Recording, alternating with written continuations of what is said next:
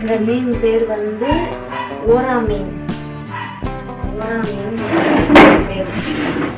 அது மீனை வந்து இப்படி இருந்த மீனை நறுக்கி 2 பீஸாக போட்டிருக்கேன். 2 பீஸ் போட்டிருக்கேன். இது என்ன செய்யணும்னா, புளி கரைச்சி வச்சுருக்கேன்ல, அதில் எடுத்து போட்டுருவோம் மீன். அப்படி புளி கரைச்சி வச்சுருக்கேன்ல, அதை போட்டுருவோம். அதை போட்டுட்டு பிணைஞ்சுக்கிறோம்.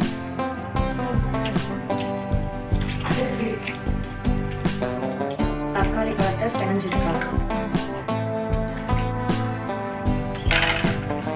தக்காளி பழத்தை பிணைஞ்சி விட்டுட்டு மல்லிப்பொடியும் மிளகாய் பொடி எல்லாம் கலந்து தான் இருக்குது. அதை வந்து எல்லாம் தக்காளி பழத்தை பிசைஞ்சு விட்டுக்கிறோம். அதை பாருங்கள், பிசைஞ்சு விட்டோன்னா எடுத்து என்ன செய்யணும்,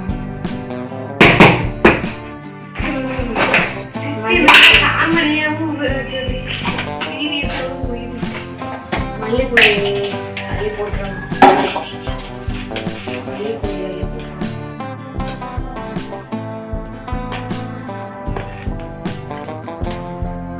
மல்லிப்பொடி போட்டாச்சா,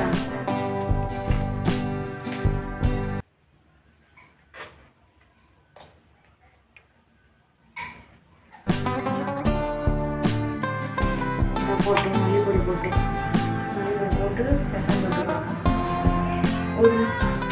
ஒரு சில பேர் இப்படி குழம்பு வைப்பீங்கன்னா தக்காளி வெங்காயம் போட்டு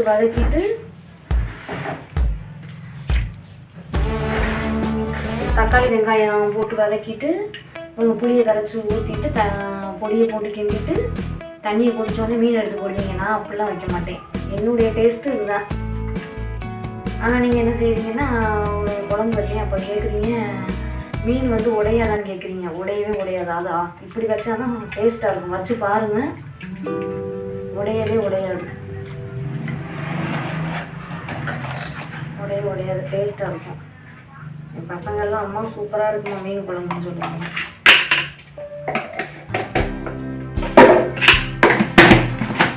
போட்டு கறி வச்சா அடுத்து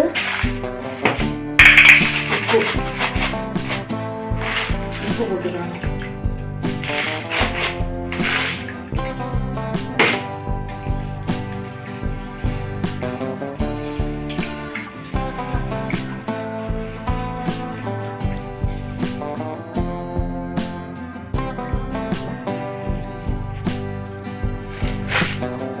இது ரெடி ஆயிடுச்சா, அடுத்து